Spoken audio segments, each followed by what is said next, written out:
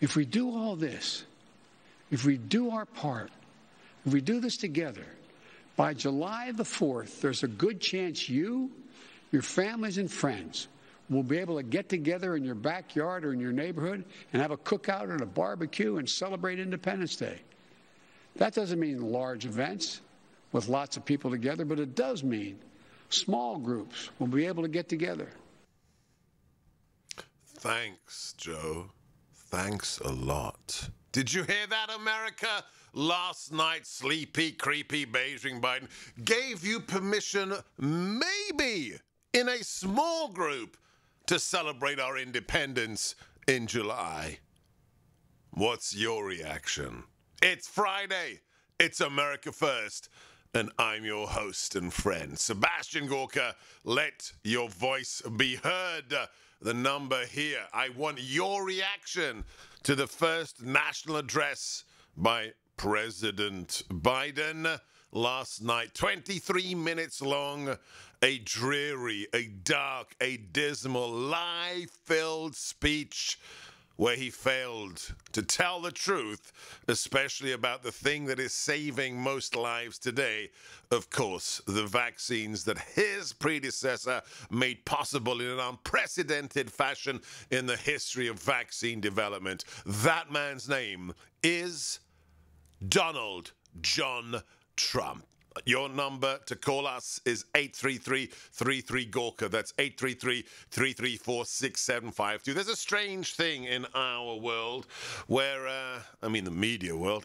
Am I in media? That's such a strange thing. I guess I am.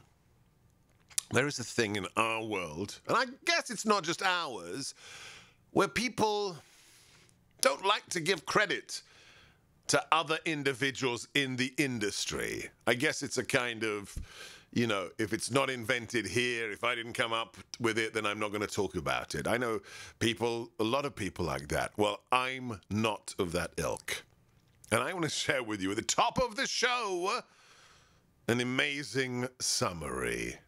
Of course, it's from somebody we already respect, from one of the best websites out there. It's The Federalist. And the co-founder of thefederalist.com is Ben Domenech. And yesterday, in just 40 seconds, he summarized quite sharply what Joe Biden did. Let's listen to Ben Domenech, video cut 9, play cuts. Another garbage speech full of lies from a senile person who thinks that they're in charge of America, but actually isn't running anything.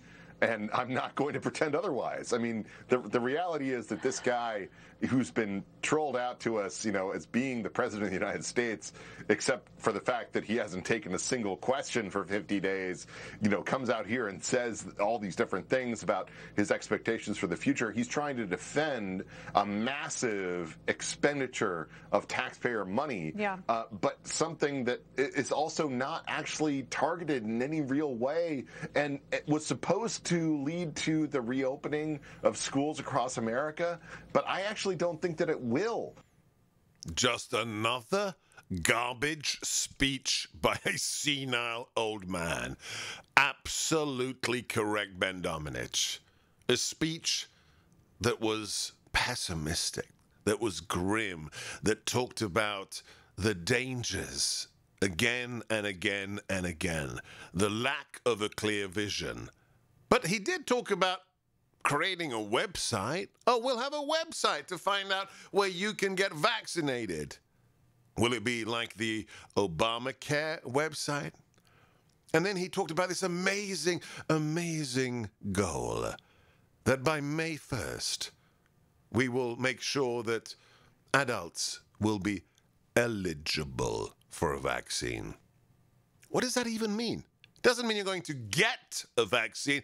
It means you're eligible in a year, eligible in 5 years. And perhaps most disturbing of all, although it's hard to rank and count them all, but we will have 3 hours to do so, amongst other things. This is fifth demand, not his promise to the nation, not his positive view of what is capable if we unleash America, but his demand. He lent in He went off script. He stared into the camera in a strange, like an automaton, in this stiff fashion where he didn't move his head. He just leant in and stared. All of you will get the vaccine, right? No. No, Joe Biden. I'm not getting a vaccine. I caught the coronavirus. I'm not afraid of it. I didn't wear a mask. And I beat it. Wasn't tough. I took hydroxychloroquine. I was prescribed ivermectin. And a week later, I was fine. So no, I'm not taking any vaccine. What are you going to do about it, Joe Biden? This is America. And all of us, Americans, are predicated on the fact that we are free men and women. Your speech is proof of one thing and one thing alone. That you're a puppet. You don't make any decisions. You can't lead this nation. The idea that you fear-mongered again, and then you, by inference, threatened. You made empty promises about schools reopening. Well, did you check with the teachers' unions that fund the Democrat Party? What was it they told your wife the day after the inauguration when the heads of the teachers' unions met with her in the White House? Is that why you're refusing to release the virtual logs of the White House visitors?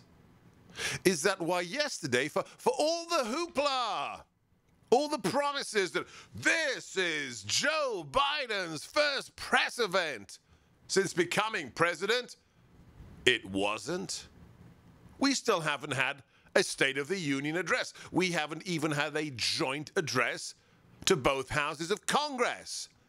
It is the 51st day of the Biden-Harris regime, and Joe Biden has failed to hold a press conference. You tell asinine, inventive stories about meeting some frail woman in Pennsylvania last night who said, "The only thing I want is the truth." You wouldn't know the truth if it slapped you in the face, Joe Biden. You're hiding from the truth. Last night, maybe the honeymoon's over. When you walked away from the podium after spewing your lies for 23 minutes, a couple of quote-unquote reporters shouted out questions to you. What did you do? You stumbled and fumbled off, as is your wont, to take your little rest, your early night. That's who you are. And that's how we see through you. Even the press is starting to have enough. Those who aren't political, those who may have voted for you out of some misguided expectation that, well, at least he doesn't tweet mean things, are beginning to understand you do not have their interests at heart. You have opened our borders. You are creating a crisis. You are bailing out your bankrupt Democrat buddies in states that have been run into the ground. And they have had enough. It's Friday. We're going to celebrate the Second Amendment. We're going to ask you, or invite you, to ask me whatever you want. Ask Dr. G anything here on America First. Next, Trish Reagan.